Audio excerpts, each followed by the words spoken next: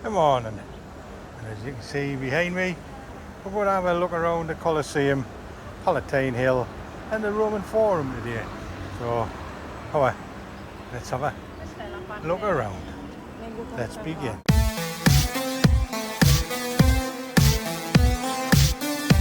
Flavius Amphitheatre is the biggest and most imposing in the Roman world, but it is also the most famous monument in Rome and is known as the Colosseum. Started by Emperor Vespasian of the Flavia family in 70 AD, it was finally opened after his death by his son Titus in 80 AD. The highly ostentatious opening ceremony lasted 100 days, during which people saw great fights, shows, hunts involving the killing of 2,000 gladiators and thousands of animals. But why did it change the name and the whole world start calling it the Colosseum?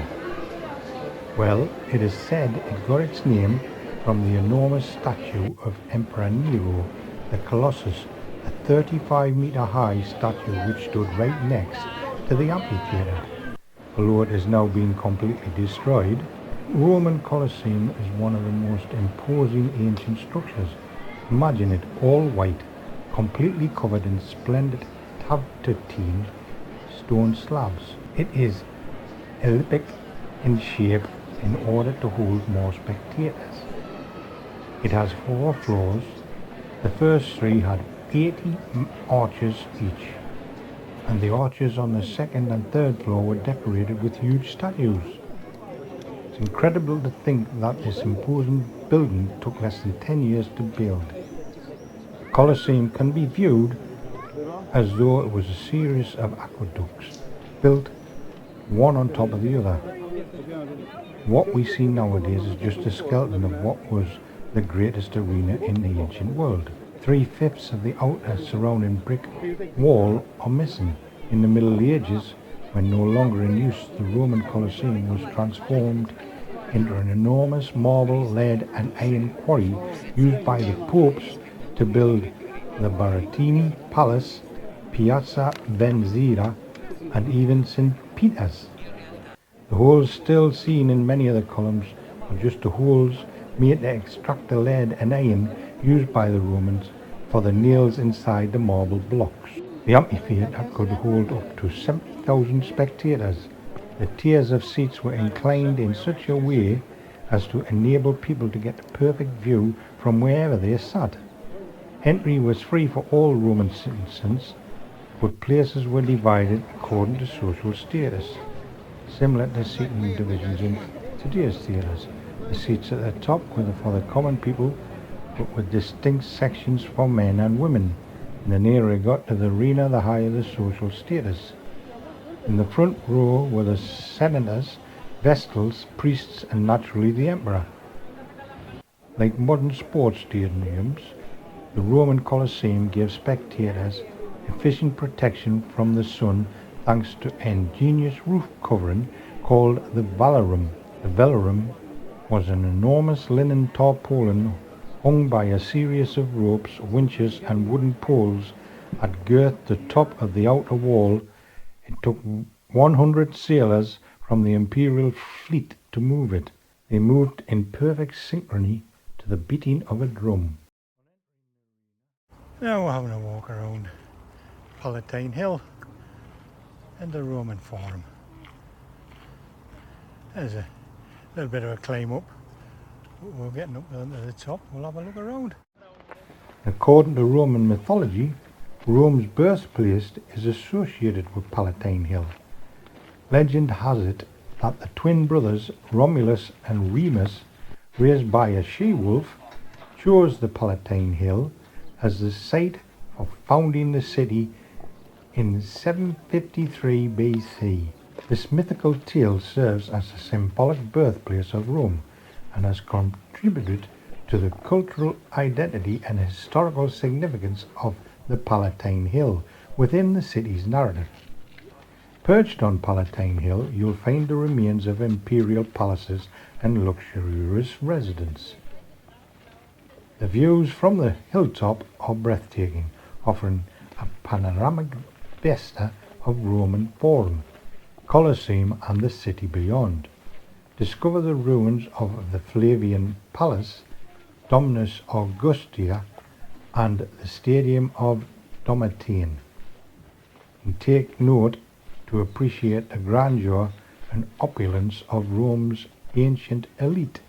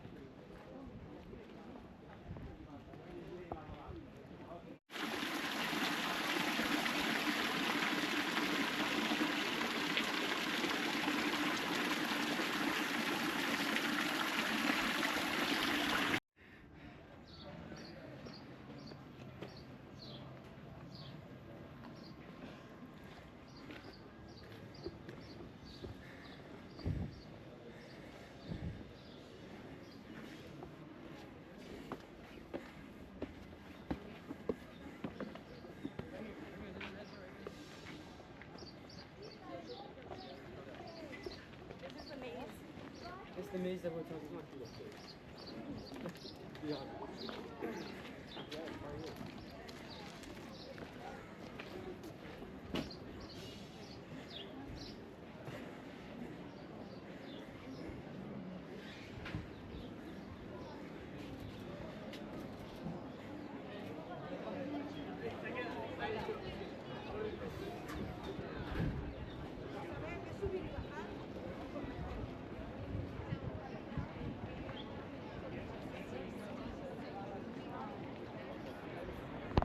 The Palatino Museum, situated on Palatine Hill in Rome, is a cultural treasure trove that enriches our understanding of ancient Roman life. Home to the diverse collection of artifacts, sculptures and archaeological finds excavated from the Palatine Hill, this museum offers a captivating journey into the heart of Roman history. Visitors can explore the remnants of imperial palaces, exquisite frescoes and everyday objects that belonged to the ancient Romans. The museum serves as a window into the opulence, artistry and daily existence of the people who shaped the destiny of Rome. Through its created displays, The museum brings to life the grandeur of the Flavian dynasty and the fascinating narratives embedded in the layers of the historic hill.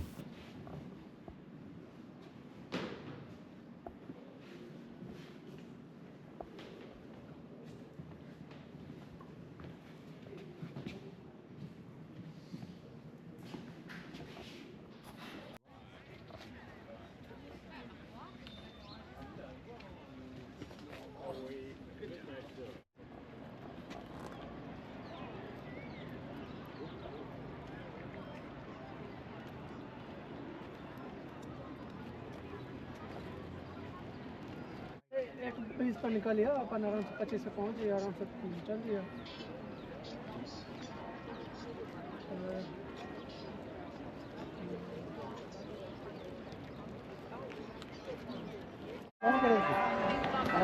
Así, así.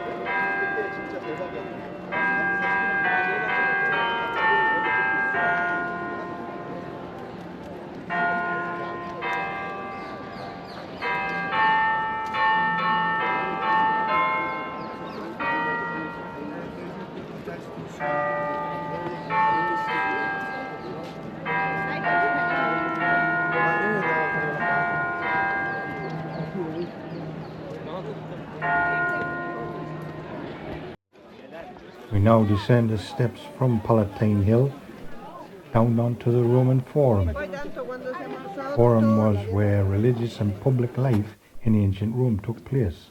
It, along with the Colosseum, is the greatest sight of splendour of the Roman Empire that can be seen today.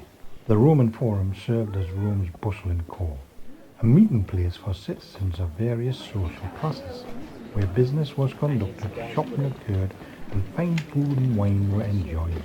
It was a crowded and cosmopolitan space, attracting people from around the world, including wealthy merchants, slaves, Roman nobles, and vendors. Today, the Roman Forum, situated between Piazza Venezia and the Colosseum, stands as a crucial archaeological site.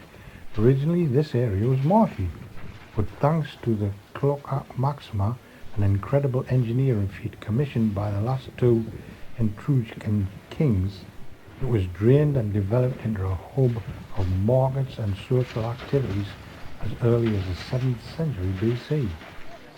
The term foro was used to describe the central square of the urban settlement, a place for gatherings, trials, and entertainment. Surrounding the forum were shops, markets, taverns, including the ancient Thermopolia, precursor to the modern fast food. During Julius Caesar's time, the forum became a place of celebrations, symbolizing the empire during the imperial era. The most incredible panoramic view of the forum can be seen from the terrace of Campidoglio, featuring the ruins of the Basilica Aemilia and the Curia, the Senate seat.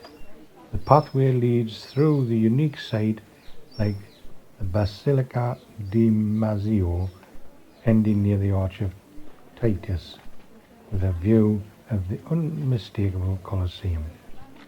During the Middle Ages, the forum fell into disrepair and was abandoned, with its monuments repurposed for medieval fortifications. Only in the 18th century did the process of recovering the ancient ruins begin, breathing new life into this long forgotten and pillaged historical heritage.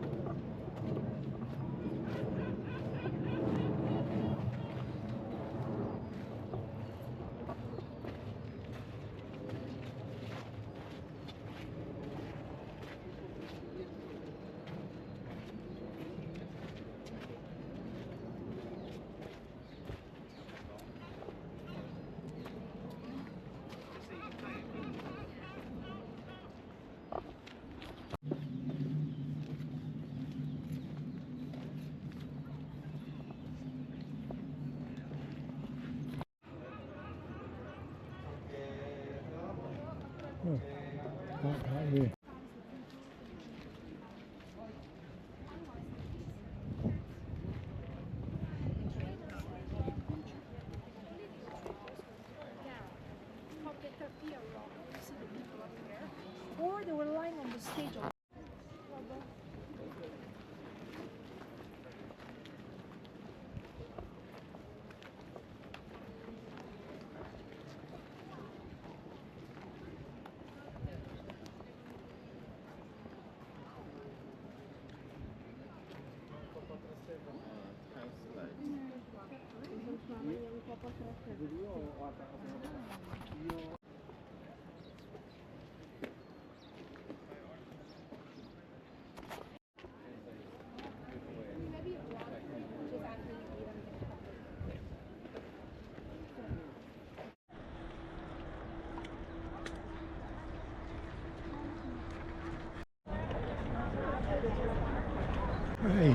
That's crazy.